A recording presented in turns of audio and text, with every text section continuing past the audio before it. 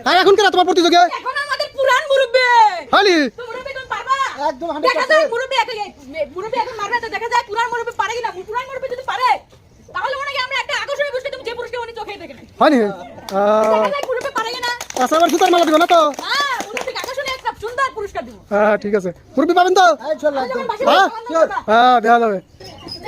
পুরান মুরব্বি পারে কিনা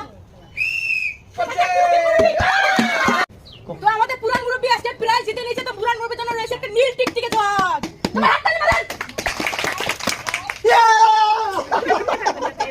Yeah!